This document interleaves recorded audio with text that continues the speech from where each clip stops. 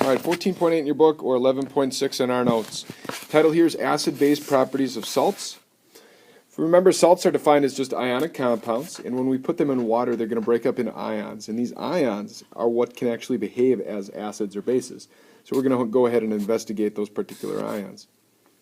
Now, if we've got a strong acid and a strong base, and we put those two together, and we've got equimolar concentrations of these things, we're going to have a neutral solution. And these are actually the salts that are formed from those reactions. So if I've got potassium hydroxide, which is a strong base, and hydrochloric acid, which is going to be a strong acid, and I put the two of them together, I know that the salt that's going to be produced from the two of them is potassium chloride, and that salt is actually going to be neutral in itself. It will not give any acidic or basic properties. So it really has no really willingness or wantedness to pull that hydrogen ion or that hydroxide ion off and kind of force the reaction in the opposite direction. However, if we have a weak acid, and we take that weak acid, we might find that its conjugate base actually will give some basic properties to a solution. So if we have something like the acetate ion, okay, if we've got C2, H3, O2, and that's got a negative charge to it, and we put it in some water, plus H2O, we'll actually see that it acts itself as a weak base. Because remember what a base is. It's a proton acceptor, right? So what is it going to do? It's going to glom onto that rogue hydrogen ion that's kind of floating around in solution, and it itself is going to actually become acetic acid. There's your conjugate acid, right? And then what's the other thing that's formed? Well, it's the hydroxide ion. Okay, so if you want to label your stuff here, this essentially is now your base, this is your acid, this is your conjugate acid, this is your conjugate base. And we know that this is going to be very minimal. The bulk of the reaction is going to be forced back to the left because the hydroxide is really going to go ahead and steal that hydrogen ion back. But that doesn't happen all the time. So some of the dissociation happens with the acetate ion actually pulling that hydrogen ion off and making our solution a little bit basic.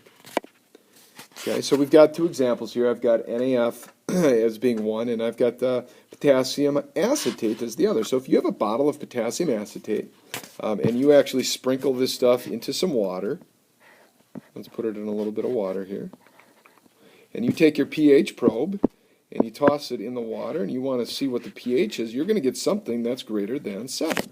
Because you're actually going to get a bit of a basic solution. And that's pretty cool stuff. Okay?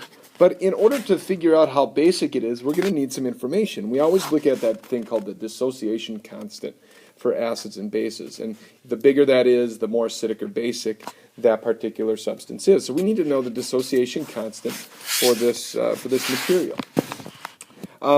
If you remember back from that equation that I wrote with the acetate ion before, we can actually write a law of mass action equation. With that, we could put the acetic acid molecule on top, and then on top as well, we can actually put the OH ion. And then on the bottom, we can go ahead and put that acetate ion, C2, H3, O2, and that would be kind of like our law of mass action. What do we know? We know the Ka of this guy, and that's in a table somewhere. I don't know, but you go find that from one of the previous chapters, and if you look that up, you're going to get a value of like 1.8 times 10 to the negative fifth. That equals the Ka of that stuff right there. Okay, so we kind of know that, and the other thing that we're going to have to understand is that we can actually find out the Ka, or if we know the Ka, we can find out the Kb because of the following equation. And this I actually wrote on the board today, mistakenly, but it does hold true. That the acid dissociation constant for water, or the dissociation constant for water, Kw, actually equals Ka times Kb. So if we take the acid dissociation constant and multiply that by a base dissociation constant, that should equal Kw. Okay, so that's an equation that we kind of have to put in our heads, and I think it's on the cheat sheet. So if we take a look at that, for this particular reaction with acetate, we now have Kb, that equals Kw divided by Ka, which we knew that, right? That's 1.8 times 10 to the negative fifth. Well, Kw doesn't change.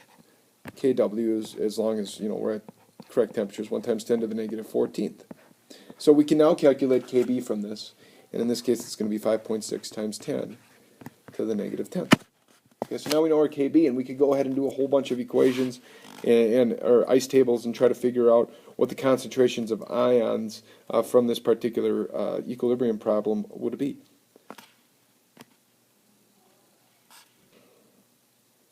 So we want to use Kb when starting with a base for our ice tables. And if we're not given Kb, if we're given Ka, we can use this equation to go ahead and figure out what Kb is. So I think the hardest thing about this new twist to our problems is being able to identify whether this guy is a weak acid or a weak base when placed into solution. And the biggest idea here, just go ahead and look at the entire thing and try to find which ion, is it the potassium or is it the acetate, comes from a weak acid or a base. We know that KOH is really strong, so that kind of rules out potassium. C2H3O2 is weak, so that's kind of our dude that we have to go with here. All right, so let's look at the acidic side. Really no difference here.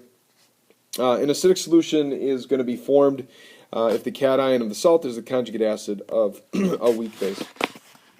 So I've got a reaction here, NH4 and Cl. Remember, NH4 is pretty weak sauce. So if you take NH4 plus, and you go ahead and you add that to H2O, you're going to lose it, and you're going to form NH3 plus H3O plus. Okay, so your ions work on both sides. Now this guy right here is actually going to be more of your acidic. This is the basic, because he is going to actually be donating his proton to the H2O. So this is my proton donor right here, calling that then your acidic material.